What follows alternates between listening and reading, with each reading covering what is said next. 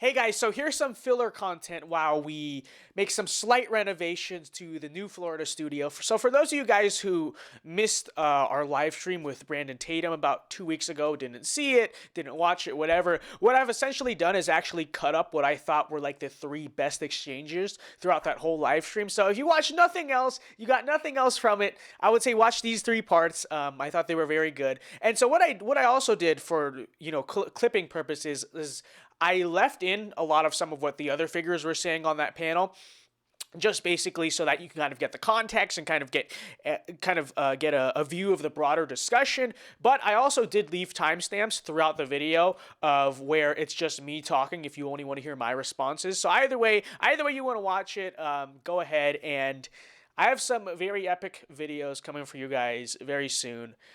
This is almost ready to be making like actual videos on and not just live streams. So I'll see you guys soon. Have a good day or night. Peace. But let me get back to this point. I'm confused at why minorities support Democrats so heavily. I want to believe that minorities aren't completely brainwashed enough or stupid enough to believe this stuff. I mean, what do you guys think? It's like, even though there's a lot of, and I would say I can speak for African Americans, or at least speak on behalf of my perception of what African Americans are doing. Although I see people waking up all the time, although I see people, coming across with the hot sauce, 95% of the voting African American people in this country are completely brainwashed. 95, just the fact that they vote 90-some% for one side. That's just dumb, just voting. Even if you voted 90-some% for Republicans, I think that'll be, kind of a brainwashing method, because you can't give all put all your eggs in one basket. Therefore, the other side will not take you seriously. I mean, what do you guys think? I'm going to tell you what's going on with that. There's a few things. First of all, you have societal pressure. You got family pressure. And a lot of people are ignorant. A lot of these people, they grow up in these areas where there's no real education. They're not being taught anything, but what they are being taught is what a lot of us, especially black folks, will be taught. Democrats are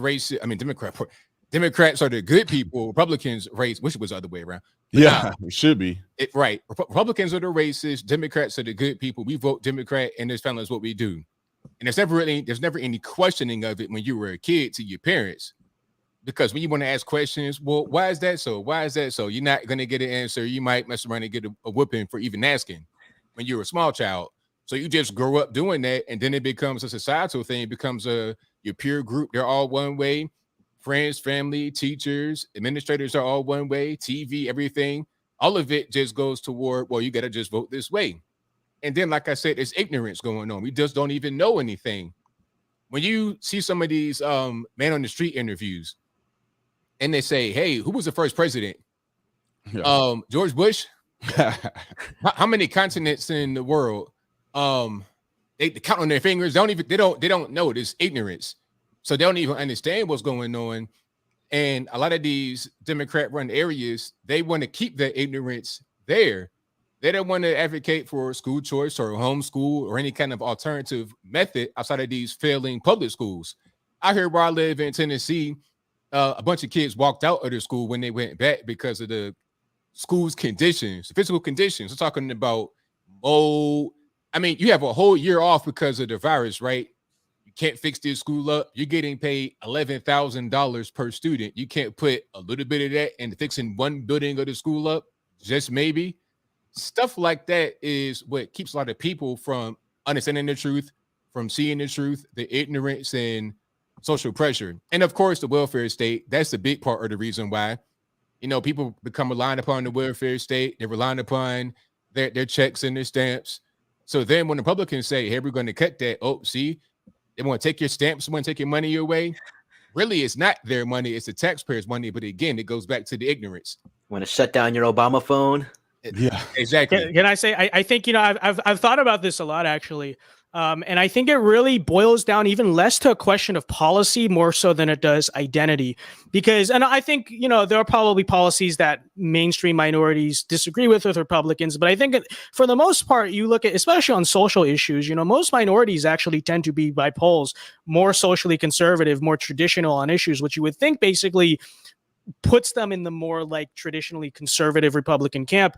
I think the issue is, and this is true in the Black community, it's true in Hispanic community, Asian, I think basically every kind of minority community in America, is that there is a lack of a sense of American identity, right? That's sort of the issue here. You know, Black people tend to, in America, it's a common trend. It's like they identify as more like, they identify more with essentially their race than the nation, right? You see this a lot. I've seen people say things like, you know, I'm not an African American, I'm just African, you know, comments like that. This is obviously why they try to push things like Juneteenth, National Independence Day, a Black national anthem, right? This sort of sense of racial separatism from the United States. And you see the same thing, you know, among Hispanics, although maybe it's going to change a little bit, but when you look at some of these voting trends, but you see the same thing among Hispanics, you know, the sort of the concept of La Raza, right? The concept of, and you see most of them are kind of more loyal a lot of times to their countries of origin or their families' countries of origin, and they identify more with that than America, right?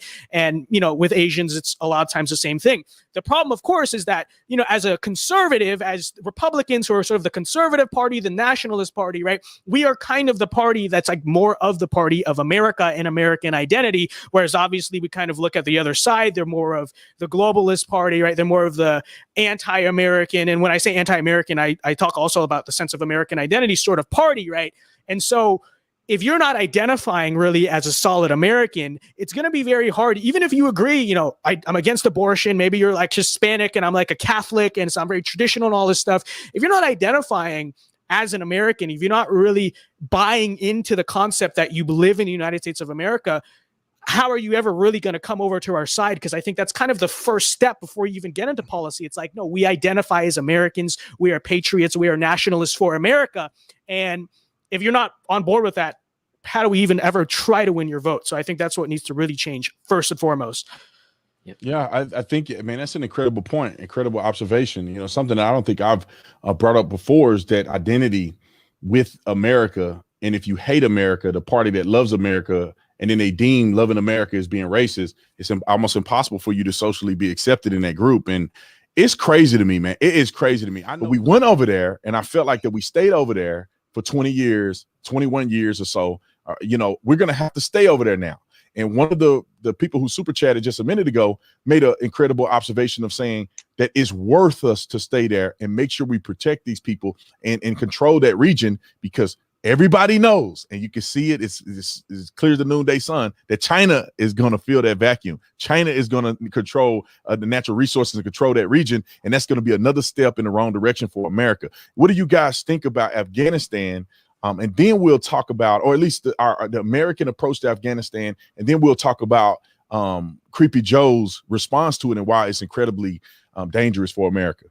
Well, I'll tell you what, I think that our big problem in Afghanistan has been that we don't really have a clear goal in mind as to what we are doing. See, initially after 9/11, the common consensus basically was, okay, now it is our job to take out the people who did 9/11, which was Osama bin Laden, which was Al-Qaeda. We did that. Within the span of a few years, Al-Qaeda was not a significant force in Afghanistan. You know, about 10 years ago now, we managed to get Osama bin Laden. But the problem, I think, essentially has been that essentially right after we did that, the goalposts shift. Our goals shift to basically trying to build a Western style democracy in Afghanistan. That's part of the problem, is our goal has been to nation build, not to just take out an enemy, not just to win the war, but to build up the nation of Afghanistan into this like globalist neoliberal democracy that, you know, a lot of our elites are trying to set up around the world. And that is something I think that has always been destined to fail. You know, let's just take the point of democracy to begin with. People, I think, need to understand that governmental systems do not arise out of nowhere. They arise out of like centuries of history and culture and societal consensus, right? So you look at something like the US Constitution and the system we set up. It is true that it was sort of revolutionary for its time, but it's also important to consider that we were a population as the 13 colonies who had lived under English common law, somewhat of a parliamentary system, a lot of state legislatures for a lot of years, right? So the sort of concept of a republic, the concept of political democracy, even for us, and we could also say it barely works here nowadays, but for us, right? It was something that we had kind of been used to for a long time. You look at Afghanistan, you're talking first about a population that is not ethnically or culturally or anything really united. It's kind of a colonial borders drawn country. It's not like there's not really a common Afghan identity to begin with, which makes it hard to set up a centralized government government at all. But you also look at the fact that it's not a population, obviously, who has historically dealt with democracy or like Western Enlightenment values or any of this stuff. And so I think it was absolutely delusional to say, we're going to go in here, we're going to set up democracy, we're going to set up feminism for a population that en masse doesn't really want it. I think there's a reason the Taliban stuck around for as long as it did, partially because they had the support of a lot of the local population. And that's something that people don't really want to acknowledge, but it really is true. You cannot run an insurgency like that for 20 plus years without like local support. I think the reality is much of the population of Afghanistan really saw us as foreign invaders. They're not fans of the government we tried to set up there. 99 by Pew Research, 99% of the population of Afghanistan believes in Sharia law. And so we basically tried to set up this globalist experiment in Afghanistan that was absolutely doomed to fail to begin with. And I think, to be fair to Joe Biden, I think a lot of how he did it was a mess. You need to get out our citizens, you need to get out our equipment. But frankly, I think whoever withdrew, it was inevitable that the Taliban were going to retake Afghanistan because, quite frankly, the people of Afghanistan did not want the government we set up. They did not want this American system at all. And I think if we had basically just said, we're going to take out the enemy and leave, we would be a lot better off. But the problem is we said, we're going to take out the enemy and then try to build a new nation out of something that just did not want it. So yeah. I couldn't say it any better than that. Personally, I do not think Donald Trump is a racist, was a racist. He may be racially insensitive at times, but the man is not a racist. People loved him. Black people, white people, Hispanic people, rich people, poor people. He did so many things for black people in this country, even in his own personal life. Before he was president in 1998, he was given an award for his efforts in the inner city communities, in the urban communities by Jesse Jackson's fraudulent self and the Rainbow Coalition. So the guy has been doing a lot of incredible things, in my opinion. What do you guys think about Donald Trump being a racist? Well, my thing is, where's the evidence for this? People, they say stuff like that, but it's like, okay, if you want to make that kind of accusation, prove it. Show me the racism. I mean, I love to see it. If somebody could say, here's all the racism, here's the evidence, here's the proof, then that'd be it. People want to talk about he got sued back in the day for discrimination. It's like, okay, people get sued all day, every day. What does that mean? You can sue anybody for anything. Nick Cannon got sued by his former nanny because she said that their baby headbutted her and caused her severe injury. It's like, a baby headbutted you and caused you severe injury? Come on. So just because that lawsuit happened does not mean that Nick Cannon is somehow beating on women and stuff like that and raising monsters. I mean, just put things in perspective. Give me real evidence. What Trump would do, Trump was like he was really respected in the black community. People loved him in the black community. He was loved. Go back to the 80s in New York. A lot of black folks were trying to get money, trying to start a business, and they couldn't go to a bank. They wouldn't give him a loan. They couldn't go anywhere. And they would go to Trump. They go to Trump, talk about, hey, I have an idea. Here's my business plan or whatever.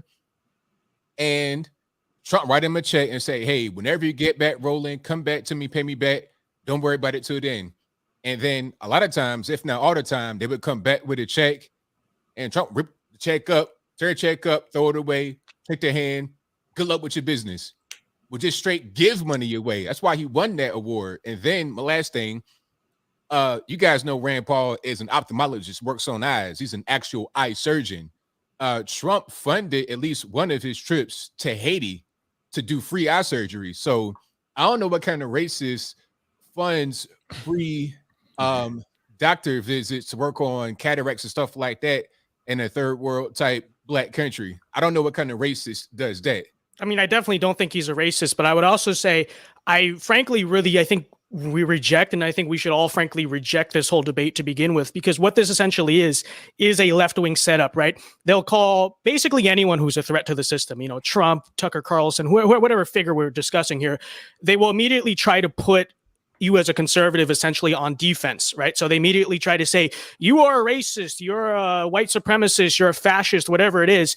And basically what you are kind of forced to do by what they're trying to set up is basically immediately go on defense, right? They're on offense and you are on defense. And I think the second you even entertain the idea and sort of try to defend yourself from it, you've already basically lost to them. You've already basically fulfilled what they want. And then they're the ones who are, this is part of the reason why, you know, conservatives constantly are on defense when it comes to the culture wars, because we are always the ones who have to really stand up and like defend ourselves against what they're saying instead of really setting a narrative and writing a narrative for ourselves. So I would say that obviously it is not the case, but I also think that kind of just debating this, oh, is he a racist? It's a losing strategy to begin with. How do you even prove that you are not something, right? You're supposed to prove that you are something, right? You're supposed to prove someone guilty, not prove someone innocent. So I think that we're kind of already being set up to lose if we're entertaining the idea of like, well, here's why he's not racist. It's like, no, I think we should just basically reject it altogether because it's nonsense and it's kind of a setup. It's kind of what they're trying to force us to do is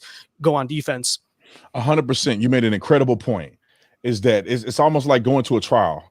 The accuser, the person who's accusing somebody of something has the burden of proof, right? You don't have to somehow come up with a reason why you're innocent. They have to prove that you're guilty. Yeah. And I think the same thing goes for Donald Trump. Like you said, when people say you're racist or he's a racist, and it's like, no, you're an idiot. Give me some evidence before you even have this conversation with me. And if you can't, I mean, you're the idiot in this conversation. And I really wish that we would push back on that. Even when people call people who are minority, when they call them racist, they should say, you know, you're an idiot.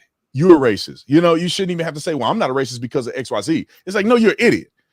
You're only using this as a tactic to come against me, or because you don't have an argument, so you're gonna throw out whatever you want to damage my character, therefore damaging my reputation. And that's not a winning strategy. And I love that you brought that up, Vince. Hey guys, hope you enjoyed this video. If you did, be sure to like and subscribe, and be sure to click some of the stuff on my left for some more awesome content. Also, to follow me on social media, check out my podcast, and some more awesome stuff, be sure to check out the links down in my description. All right? Peace.